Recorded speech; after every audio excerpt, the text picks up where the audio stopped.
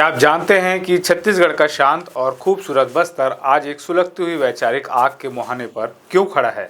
क्या आप जानते हैं कि क्यों एक शव को दफनाने की बात पर पूरा का पूरा गांव भड़क उठता है और पुलिस को मोर्चा संभालना पड़ता है? अगर आपको लगता है कि यह सिर्फ और सिर्फ एक जमीन का विवाद है, तो आप बिल्कुल गलत है। आज हम आपको बताएंगे बस्तर के करंदोला गांव की वो ज़मीनी हकीकत जो हमारी और आपकी सोच से कहीं ज़्यादा गहरी और जो सीधे तौर पर बस्तर की संस्कृति और उसके अस्तित्व से जुड़ी है। आपको पूरी खबर बताएं इससे पहले आप हमारे चैनल को सब्सक्राइब ज़रूर कर लें ताकि आपको हर बड़ी खबर सबसे पहले मिल सके। नमस्कार, मैं हूं चंद्रशेखर और आप देख रहे हैं नव प्रदेश टीवी। बस्तर के गांवों की पहचान हमेशा से उनकी सामाजिक एकता और सदियों पुरानी पारंपरिक संस्कृति रही है। यहाँ के लोग अपनी ग्राम सभा और अपने स्थानीय देवी देवताओं को सबसे ऊपर मानते हैं।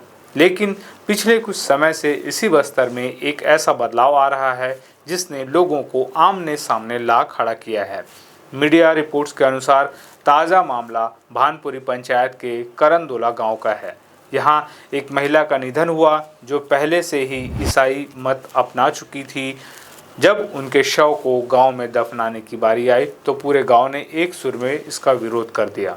ग्रामीणों का साफ कहना था कि गांव की जमीन पर ईसाई रीति से शव दफनाने की अनुमति बिल्कुल नहीं दी जाएगी। अब आप सोच रहे होंगे कि आखिर अंतिम संस्कार जैसे संवेदनशील मौके पर इतना कड़ा विरोध क्यों?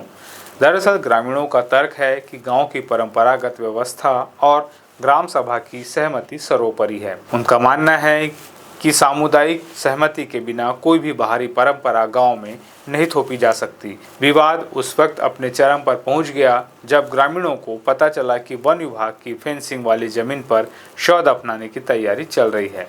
लोग जब मौके पर पहुंचे तो देखा कि तार की फेंसिंग हटा दी गई है और वहां गड्ढा भी खोदा जा चुका है।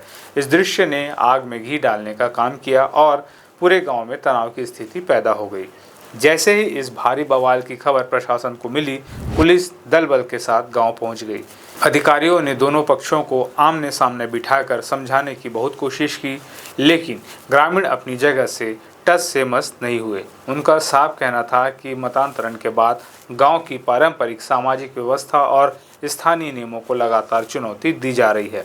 जब हालात बेकाबू होते दिखे तो प्रशासन ने समझदारी दिखाई और शव को अंतिम संस्कार के लिए जगदलपुर के करकापाल कब्रिस्तान भेज दिया। लेकिन यह कहानी यहाँ खत्म नहीं होती। इस घटना ने उन तमाम मुद्दों को फिर से जिंदा कर दिया है जो बस्तर में सुलग रहे हैं। घटना के तुरंत बाद हिंदू संगठनों ने इस मुद्दे को जोर शोर से उठाया। बजरंग दल और विश्व हिंदू परिषद के नेताओं ने साफ तौर पर कहा कि बस्तर 5वीं अनुसूची के अंतर्गत आता है। यहाँ पेशा कानून लागू है जिसमें ग्राम सभा और स्थानीय परंपराओं को विशेष कानूनी अधिकार प्राप्त है। संगठनों का सीधा आरोप है कि कुछ मिशनरी संस्थाएं भोले भाले आदिवासियों को बरगलाकर गांव की सामाजिक संरचना को तोड़ रही है। उनकी मांग है कि प्रशासन को ऐसे मामलों में एक स्पष्ट नीति बनानी चाहिए ताकि भविष्य में सामाजिक तनाव की नौबत ही न आए। अपनी बच्चे की सुरक्षित भविष्य के लिए ये मंत्र याद रखें। 5 साल 7 बार। जन्म से लेकर 5 साल तक सुनिश्चित करें कि आपके बच्चे का एक भी टीका छूटने न पाए। पूर्ण टीकाकरण, संपूर्ण सुरक्षा। राष्ट्रीय स्वास्थ्य मिशन, झारखंड सरकार। आपको बता दें कि बस्तर संभाग में यह कोई पहली घटना नहीं है। पिछले कुछ वर्षों में नारायणपुर, कोंडागांव बस्तर और दंतेवाड़ा जैसे जिलों में ऐसे कई मामले सामने आ चुके हैं। कहीं सामाजिक बहिष्कार हो रहा है तो कहीं सामुदायिक आयोजनों में तनाव पनप रहा है। आपको याद होगा कि पिछले साल नारायणपुर के एड़का गांव में भी शव दफनाने को लेकर भारी बवाल हुआ था। उस वक्त हालात इतने बिगड़ गए थे कि भीड़ को शांत कराने पहुंचे तत्कालीन एसपी सदानंद खुद गंभीर रूप से घायल हो गए थे। उस मामले में पुलिस को कई लोगों की गिरफ्तारी भी करनी पड़ी थी। इन सभी घटनाओं के केंद्र में एक ही बात है और वह है पेशा कानून और ग्राम सभा की शक्तियाँ।